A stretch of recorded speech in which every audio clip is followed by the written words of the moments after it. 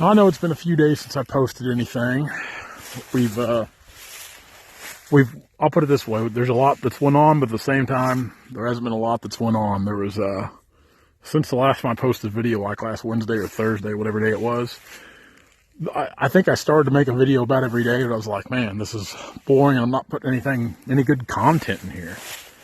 So, we're finally back at it today. It's Tuesday. Yesterday, we were going to come over here and start.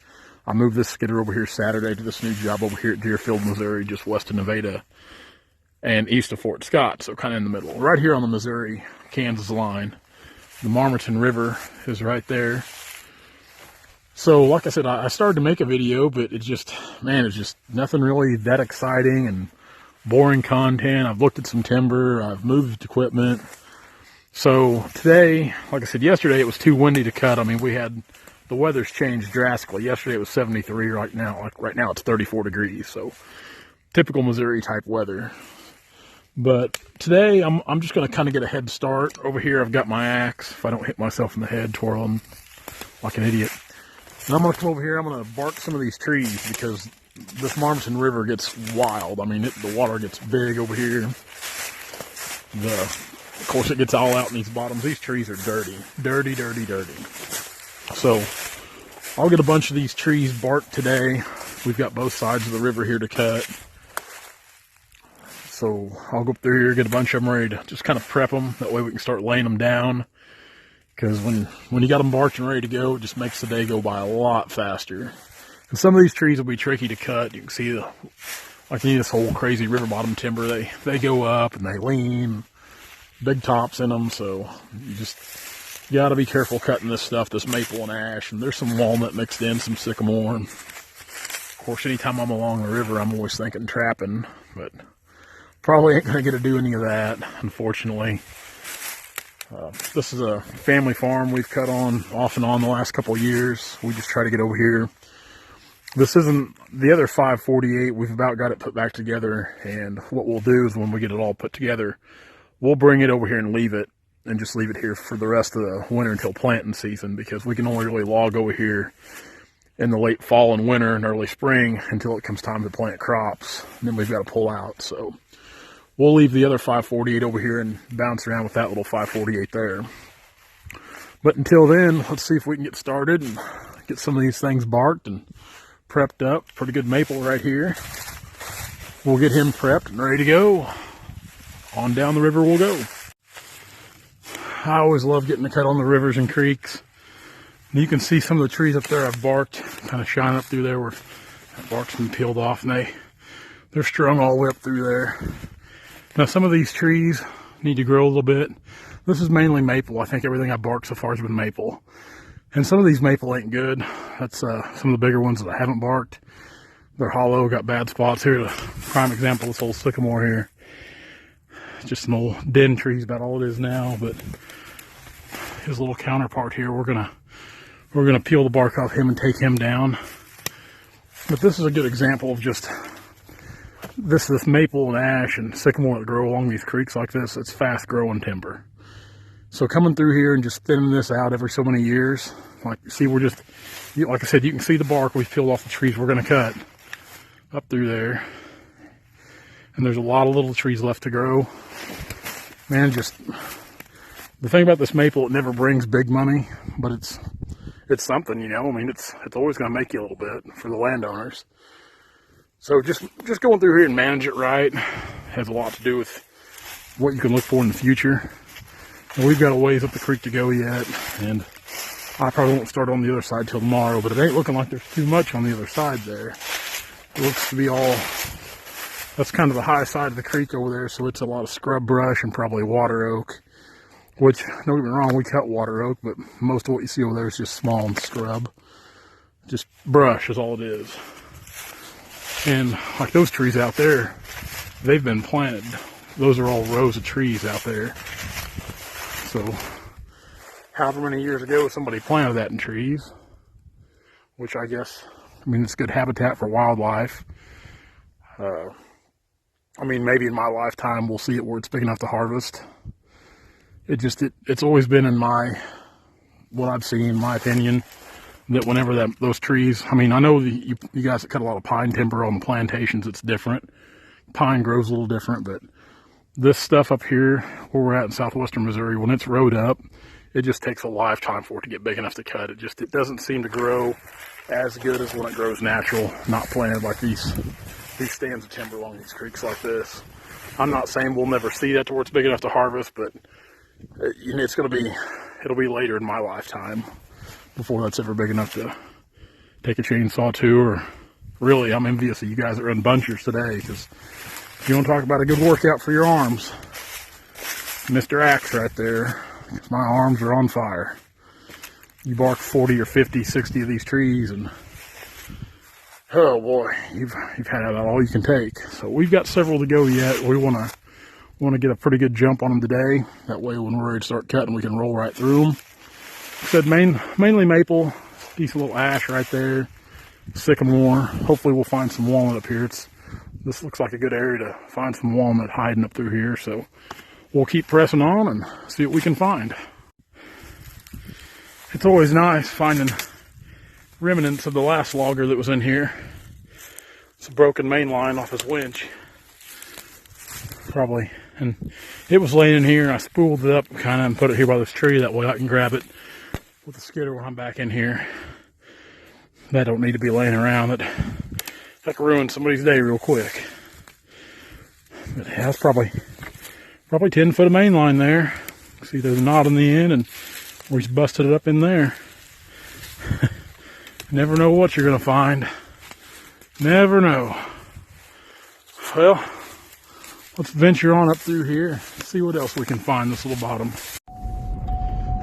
Pecans, pecans, pecans.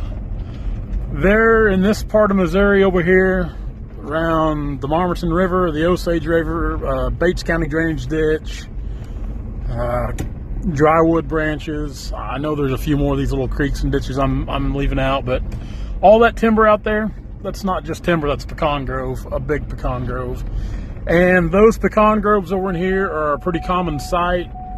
You see a lot of them. They actually just finished up the piece of ground we're cutting on. They actually just finished up with their pecan harvest. Here's some of the equipment still at this little farm here, where they either finished up or they're still working on harvesting pecans. They shake the trees, and they got a machine that picks them up. I've never seen it done. I've always wanted to. And some of these farms over here we cut on, we actually go in and we thin out some of the older pecan trees, and that's what we're going to do on part of the farm we're logging on now. We're going to thin out some of the old growth pecan just to kind of free up some sunlight and make a little space for the new trees growing on. Most of them are old trees anyway. These pecan groves are old. Now, I think I think that's a pretty good little cash crop to have on some of these farms over here. Like I said, all that you see out there, those are all pecan trees. All pecan trees. And there's several buying stations over here up and down 71 Highway where companies buy the pecans. A lot of times you'll see people sit up along the road selling pecans. So it's pretty neat. I mean, it's just, like over around Stockton. Stockton's supposed to be the black walnut capital of the world, just because Hammond's product company, they buy probably 90% of all the eastern black walnuts harvested. They end up in Stockton, Missouri, my hometown. I think this year their goal was to buy 40 million pounds, 40 or 50 million pounds, I think, somewhere in there. But that's usually what they try to buy annually. This morning when I got up to go to coffee to meet Dad, we met a large semi rolling through town with a load of walnuts on. So the agriculture part of some of the trees we cut's pretty neat, like the pecan, the walnut. Of course, the walnut wood's high dollar wood, pecan wood not so much. It's flooring and cabinetry material at best. A lot of it's just pallet and tie grades.